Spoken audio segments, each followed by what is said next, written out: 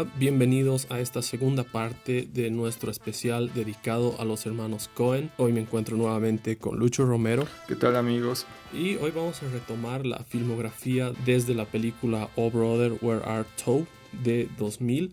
Y bueno, como habíamos anticipado en el anterior programa, The Big Lebowski había cambiado para siempre el cine de los Coen, ¿no? Y marcaba el final de una era y también el inicio de otra. Entonces, Oh Brother, Where Art Thou es el inicio de una nueva era de los Coen. Y bueno, esta fue la primera película que vi de los hermanos Coen. Y la vi de muy niño, hace bastantes años. Y tengo que admitir que esta tiene que ser su película más accesible y popular, ¿no? A pesar de que puede que sea también una de sus películas más complejas. Es una película entretenida, es una película que puedes entender fácilmente, ¿no? Y digo que es de las más populares también porque esta película la han repetido hasta el cansancio en la televisión, ¿no? Si no te la has encontrado haciendo zapping por ahí, realmente es muy raro. Esta película también marca la participación de Tim Blake Nelson, la primera participación de este actor, que al igual que otros actores como Steve Buscemi y John Goodman, formaría parte del catálogo de actores recurrentes de los hermanos Coen. Sí, así es. Es una película que está basada en la Odisea de Homero, justamente, pero es una adaptación obviamente muy libre, ¿no? Y como tú dices, es muy entretenida, muy popular. Yo también concuerdo que es accesible, pero no accesible al punto de medios, ¿no? Porque si nos ponemos a debatir ahorita, podría ser la más accesible, la que está en Netflix, ¿no? La de la balada de Buster Scruggs. Exacto. Y The Buster Scruggs, que justamente está protagonizada por Tim Blake Nelson, que ahora que lo mencionas, ¿no? Pero sí es una película muy, yo diría que hasta accesible al punto de que cualquier público la puede ver, comprender y hasta disfrutarla, ¿no? Es muy entretenida. Es una comedia casi slapstick que tiene ese tono rústico que tienen los Coen, con escenas muy disparatadas, pero como ya mencioné, la palabra slapstick creo que es clave, ¿no? Porque es una forma de humor un poco escatológico, un poco ridículo, pero que usan los Coen bastante como para hacer tributo a películas viejas, ¿no? Aquí protagonizada por Clooney, por Turturro, que ya habían eh, colaborado con los Coen antes, y este Tim Blake Nelson, que hace su primera aparición y una gran aparición, ¿no? Que le valió volver a colaborar con los Coen después, ¿no? Y los recurrentes de siempre, ¿no? Está John Goodman, está Holly Hunter. Bueno, esta película tiene muy fuerte su presencia musical, ¿no? Ha ganado un Grammy al mejor soundtrack. Ese estilo de música folk que suena durante toda la película. Igual los personajes son bastante caricaturescos, lo que permite estos momentos musicales tan naturales, ¿no? Yo no soy muy fanático de George Clooney, la verdad, nunca lo he sido.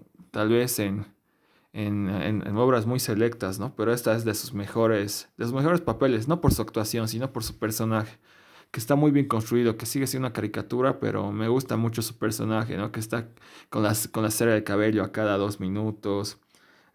Es interesante. Yo diría que es bastante ligera de ver.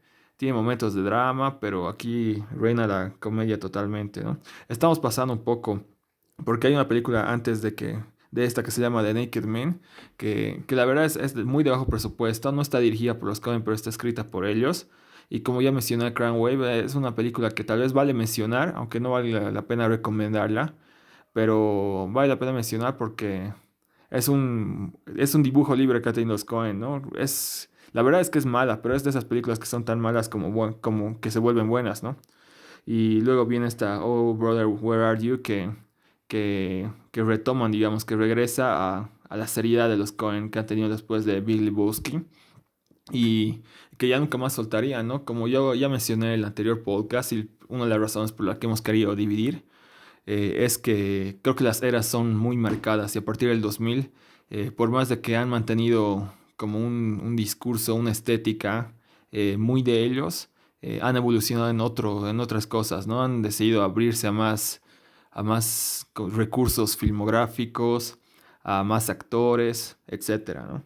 y muy recomendada. Yo creo que la disfrutarían mucho y si no han visto ninguna película de Coen, es una buena opción para empezar, la verdad. Sí, definitivamente. Algo muy importante que tú remarcabas es que hay una fuerte presencia musical en esta película, ¿no? Como decías, ganó un Grammy el soundtrack. Se introduce esto del folk, que lo explotarían más adelante con Inside Llewyn Davis, que es su película más musical. Y es, como dices, una buena película de los Coen para empezar. Y también es la introducción tanto de, como decíamos, de Tim Blake Nelson, pero de George Clooney, que después se volvería un actor recurrente de los hermanos Coen. Bueno, la siguiente película que tenemos es The Man Who Wasn't There, de 2001. Esta película me parece que es una de las menos conocidas y al mismo tiempo una de las mejores, a mi parecer, ¿no?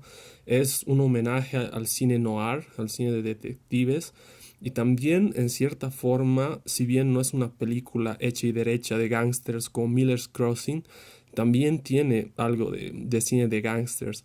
Y tenemos a Billy Bob Thornton haciendo un papel genial.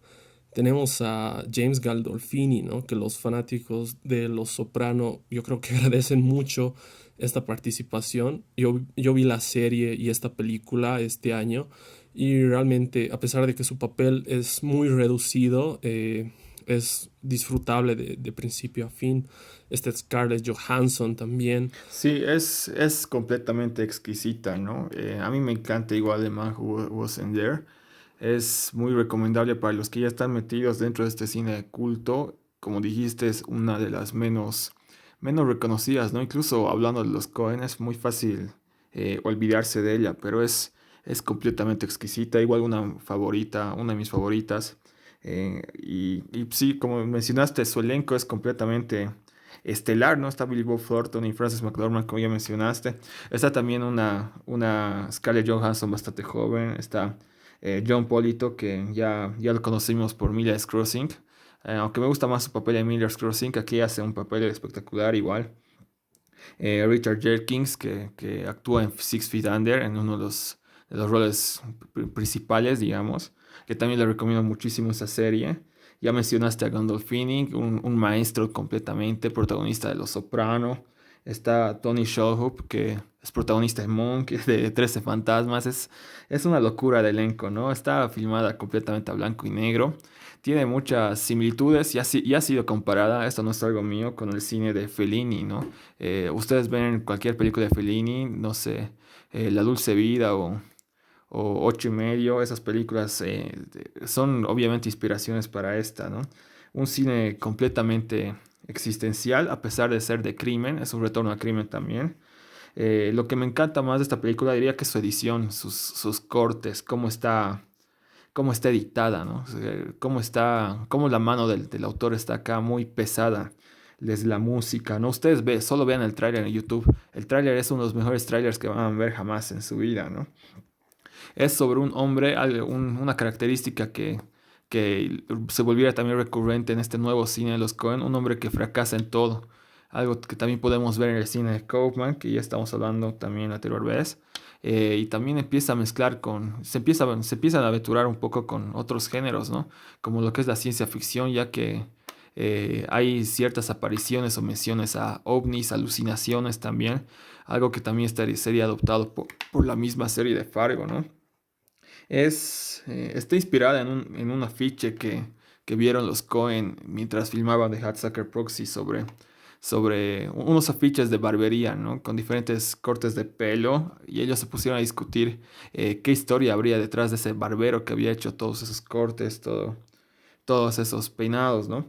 Y poco a poco se fue construyendo esta historia, ¿no?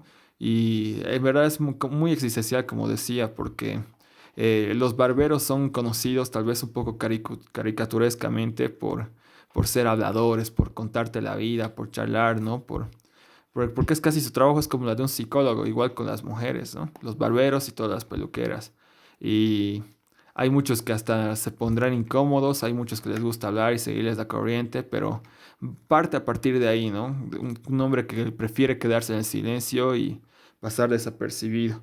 ¿Y qué oculta ese hombre, ¿no? Un hombre que puedes ver una vez al mes o una vez cada 2, 3 semanas, que lo ves tanto, pero al mismo tiempo no lo conoces, ¿no? Eh, bueno, se puede también aplicar a, no sé, a tu tienda de restaurante preferido, ¿no? Me parece muy interesante esta tesis que plantean los Cohen. Es completamente exquisita. Es otra que la recomiendo bastante. Tal vez tienen que tenerle un poco más de paciencia, pero en cuanto a filmografía es una obra maestra. Sí, como mencionaba Lucho, la estética de esta película es espectacular. Él mencionaba la edición. Yo me quedo bastante con la fotografía, que es algo que nos olvidamos mencionar en el anterior programa, que como bien mencionaba Lucho, los Coen aprendieron bastante del oficio junto a Sam Raimi, pero gran parte de la estética de sus películas se la deben a su colaborador habitual en la fotografía, que es Roger Deakins, ¿no? Un director de fotografía legendario realmente, que recién ganó su primer Oscar con Blade Runner 2049, y que es un director de fotografía que no solo hace composiciones muy simétricas, sino es un director que experimenta bastante con las luces, ¿no? Algo que se evidencia bastante en 1917, por ejemplo.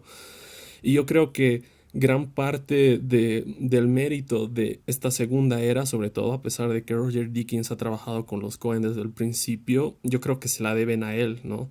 Porque si bien los guiones de los Coen siempre son sólidos, incluso en sus películas más flojas, yo creo que Roger Deakins potencia mucho todo su trabajo. Sí, algo que me parece también muy interesante del cine de los Coen a partir de esta película, que, que quizás es un contraste, ¿no?, con su antiguo cine, es que mira, cuando avanzas sobre narrativa y escritura, esas cosas, te dicen que es difícil equilibrar lo que es la historia con los personajes, ¿no? Incluso para los mejores escribiendo, es muy difícil equilibrar. O sea, si es que haces una buena historia, tus personajes son muy superficiales, son caricaturescos, son bidimensionales, o también puedes hacer unos personajes que se quedan pensando, mirando la ventana durante 2 horas, pero que te parecen interesantes, que son muy profundos, que tienen 100 dimensiones, pero la historia termina siendo una mierda, ¿no? Y creo que aquí es donde tenemos que aplaudir a los Coen a partir de ahora, porque saben equilibrar, ¿no? Hacen que sus personajes sean muy profundos,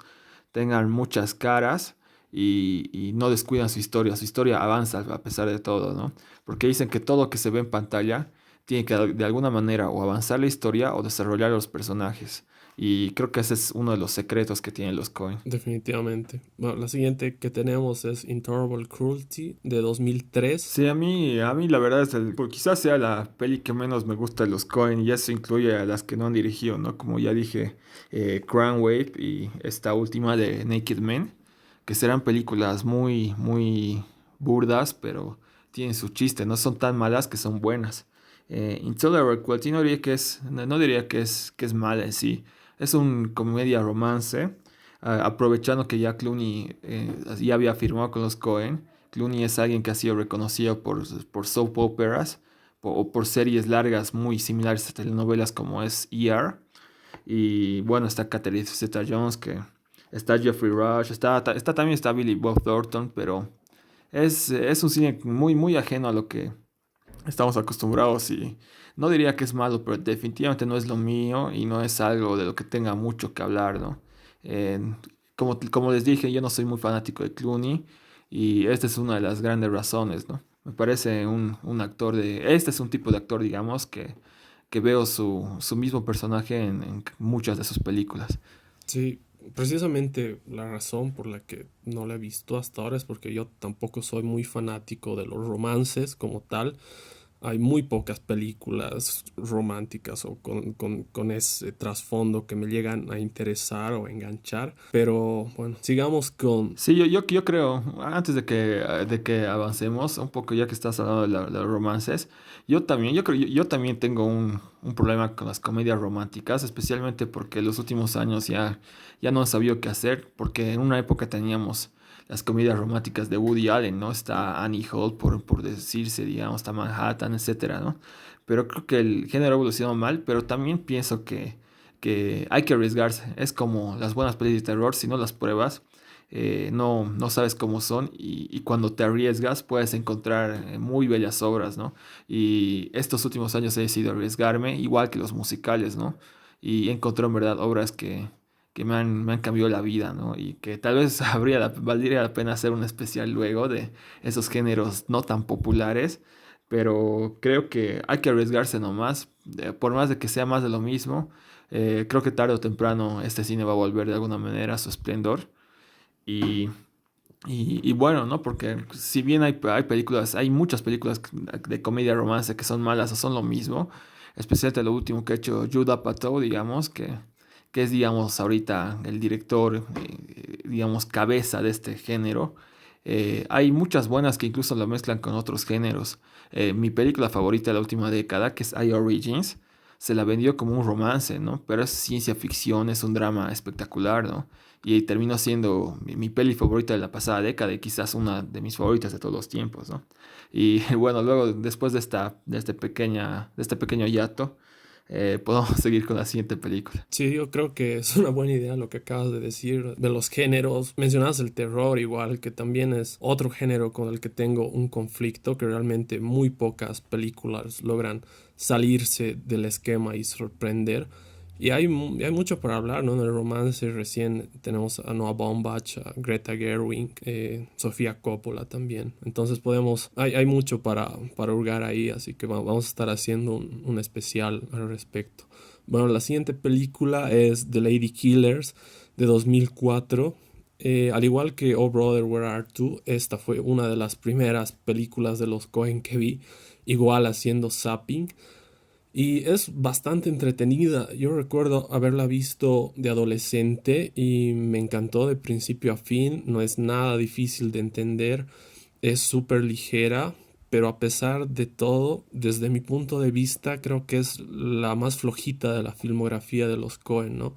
Y también me parece que es una oportunidad un tanto desperdiciada considerando que tenemos a Tom Hanks en el elenco y la combinación de Tom Hanks y los hermanos Coen realmente hubiera podido ser una bomba, ¿no? Con un guión un poco mejor elaborado.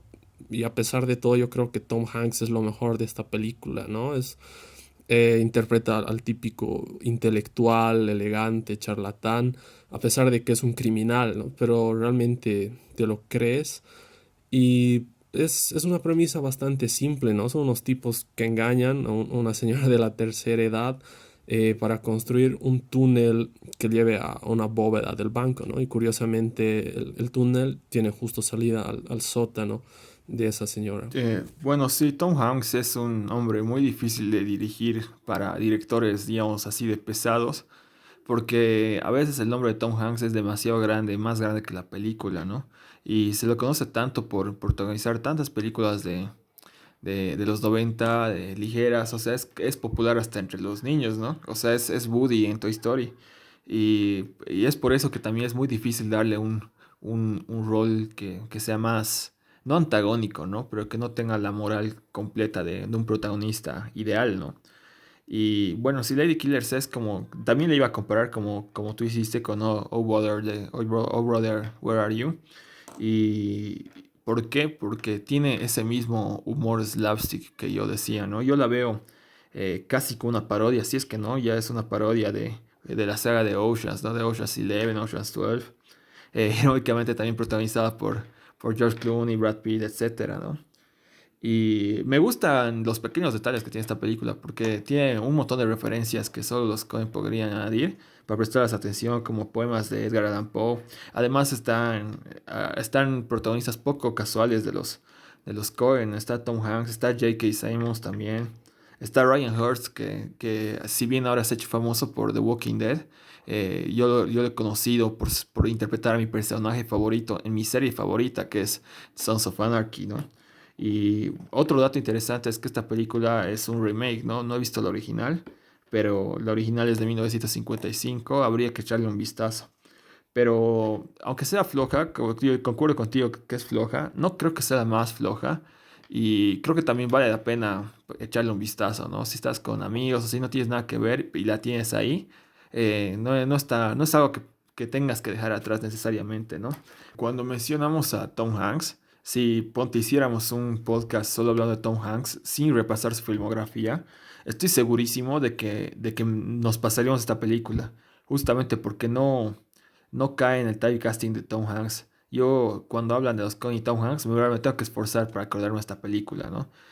Pasa muy desapercibida en ese aspecto, como ya te mencioné, porque Tom Hanks es alguien que siempre protagoniza a los buenos buenos, ¿no?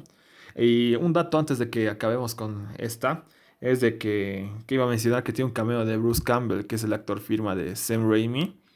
Y como dato, algo que se me pasó también en el anterior podcast, que me puse a hablar un rato de Sam Raimi, y aprovechando que tenemos la ocasión, es que no hemos mencionado que es el director de la primera trilogía de Spider-Man con Tobey Maguire, ¿no? Y que ahora está regresando al universo cinematográfico con la nueva película de Doctor Strange. Y con todo lo que se está rumoreando, parece que vamos a ver un multiverso en el universo de Marvel, ¿no? Y quién sabe, que quizás Sam Raimi pueda aportar una mirada muy novedosa a este nuevo multiverso, ¿no? La siguiente película en la filmografía de los Coen es No Country for Old Men de 2007. Y bueno, al igual que de Big Lebowski, yo considero que esta película es un punto de quiebre en la carrera de estos directores, porque si bien habían ganado el Oscar en las categorías de guión o por los actores que habían incluido en sus otros largometrajes, esta película les dio su primer Oscar a mejor película y mucho tiene que ver que es una adaptación del libro de Cormac McCarthy, ganador del Pulitzer, que tiene obras muy interesantes, ¿no? Por ejemplo, tiene The Road, que ha sido adaptada a la pantalla grande. Viggo Mortensen protagoniza esa adaptación, una muy buena película, por cierto.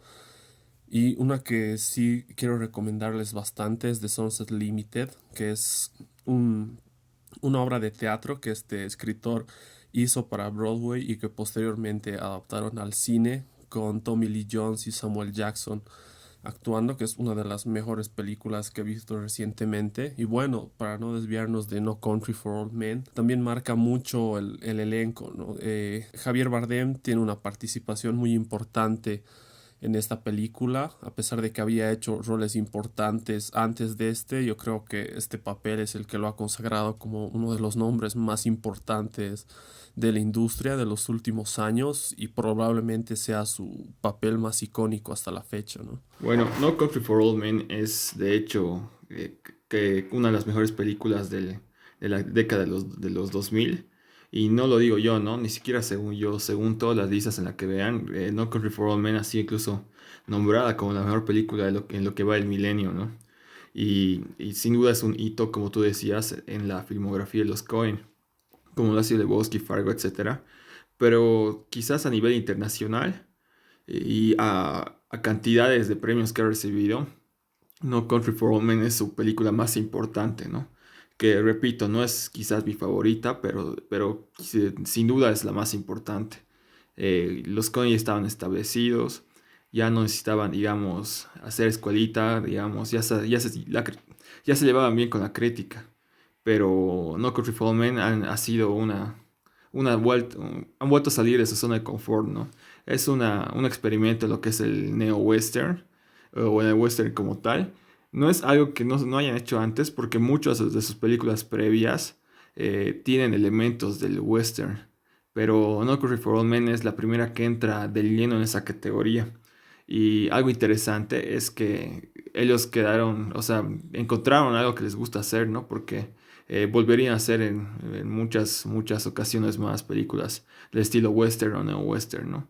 Encontraron un factor que les gusta. Sí, y yo creo que se lleva a una escala mucho más grande lo que ya habían explorado con Fargo y bueno, primero con Blood Simple también. Y yo creo que como tú dices, es quizás su película más western dentro de todo lo que se puede definir de este género, porque sus dos películas anteriores también tenían mucho de comedia negra, si bien No Country for Old Men también tiene momentos de comedia. Es una película mucho más sombría, ¿no? Una película con un tono mucho más sombrío, mucho más tétrico hasta ratos. Y eso se nota, ¿no? Porque no es una historia escrita por ellos originalmente, es una adaptación de un libro y me parece que nadie más podría haber adaptado este libro, ¿no? Yo tuve la oportunidad de leerlo después de haber visto la película y mientras lo leía realmente no visibilizas que algún otro director con algún otro estilo podría haber adaptado también esta obra que además es muy compleja. Sí, uno se pone a pensar, digamos, por qué ha elegido esta novela, han elegido esta novela en especial para adaptarla, ¿no? Y yo tengo una respuesta clara, como ya mencioné en películas previas, les encanta este factor de coincidencia, este factor de realismo en la vida real, ¿no? Y en esta película pasan cosas que no deberían suceder en una película, ¿no? Vemos al protagonista que está destinado a ganar, que no gana, al antagonista que incluso en las películas de los Coen reciben esa justicia poética y son castigados de alguna manera. eh, pero vemos al villano salirse con la suya, ¿no? Y algo que noté recién, estaba viendo uno de esos resúmenes del canal, te lo resumo, que por más de que sea un canal de comedia, me parece un crítico espectacular, ¿no? Y decía una frase de que cuando un personaje dice que se va a jubilar, lo más probable es que no llegue a jubilarse y que muera en la misma película, ¿no? Y todo lo contrario pasa en esta película, justamente el personaje de Tony Jones, que digamos que está destinado, o sea, desde que el momento que lo ves, tú dices que tú piensas que va a morir sacrificándose por algo bueno, por algo importante, ¿no?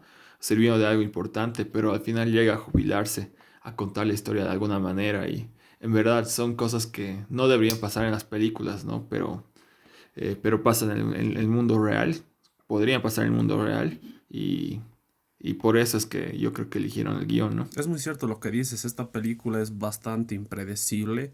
Como tú dices, el destino asignado a ciertos arquetipos de personajes es completamente roto, no tienes nada claro hasta el final y hacer coincidir esto con la característica que ya mencionábamos del cine de los Coen que viene desde su primera etapa, que es esto del caos, de la vida más como es, ¿no? Más difícil, impredecible, empata a la perfección con el libro de Cormac McCarthy. Sí, y bueno, también quería ahondar un poco en lo que es el elemento western, ya que estamos metidos en eso.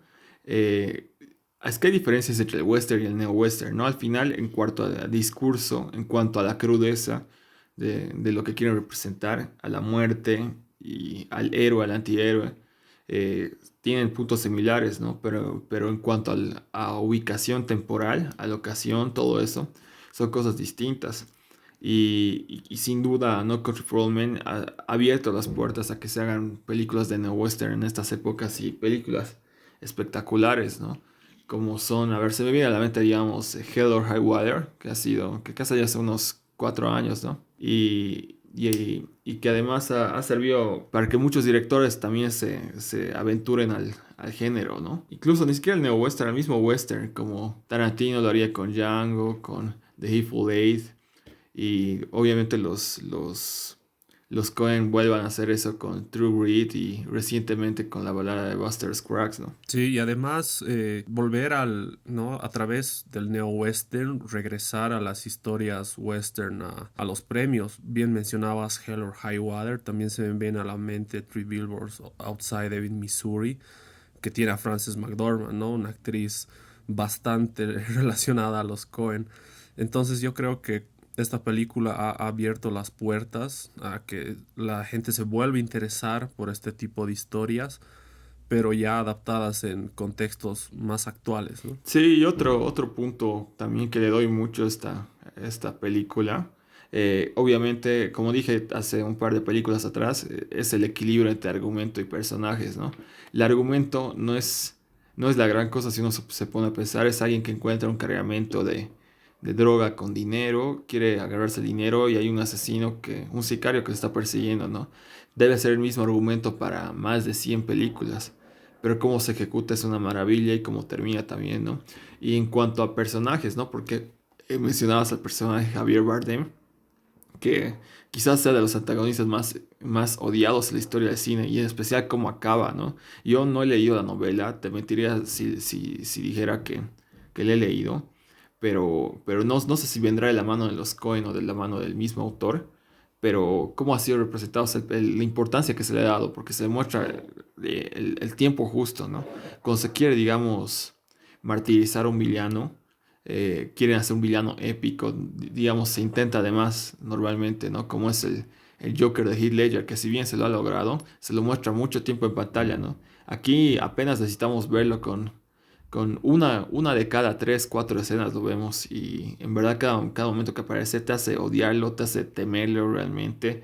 En verdad, y yo creo que le ha cambiado la vida a Javier Bardem, ¿no? Y lo ha llevado a repetir de antagonista como una de estas últimas de James Bond, que si no me equivoco es Skyfall, pero no estoy seguro completamente cuál es. Es Skyfall, sí. Y eso, pues no sabría decirte, tal vez tú puedes comentar un poco si esto viene de la mano de McCarthy en la novela o de los Coen, cómo ha sido implementado, porque sin duda es uno de los mejores villanos en la cinematografía de toda la historia, ¿no? Sí, es uno de los villanos más temibles de la historia y es muy fiel la adaptación. Hay cambios mínimos, pero no tienen impacto, ¿no? En cómo se desarrolla la historia. Realmente lo que han hecho los Coen ha sido muy similar a lo que hace Zack Snyder, por ejemplo, ¿no? De ser muy respetuosos con la obra original. Por eso te decía que cuando leías la obra, incluso parecía que lo hubieran coescrito los Coen con McCarthy, porque tiene ese tono negro. En el libro hay algunos momentos más de humor negro, muy coeniano, que realmente es sorprendente, ¿no? Es como si hubieran pensado la novela al mismo tiempo, pero la terminó escribiendo McCarthy. Sí, porque me pongo a pensar también, McCarthy tiene muchas obras similares, ¿no? Como te digo, yo la verdad no he leído ninguna de sus obras, pero he visto, no sé si todas sus adaptaciones, pero he visto bastantes, ¿no? Mencionabas The Road, he visto, ¿cómo se llama? Está Child of God, el hijo de Dios, el niño de Dios, y All the Pretty Horses, que si no me equivoco está con Matt Damon. Y tienen estos elementos, ¿no? Que son recurrentes totalmente. Y solo No Country for Old Men está dirigida por los Coen. Creo que también es más cuestión de compatibilidad, digamos, ¿no? Podría ser otro autor, podría ser otro director. Tal vez otro director lo hubiera hecho mejor o peor, pero esta compatibilidad creo que ha sido muy ajustada, ¿no?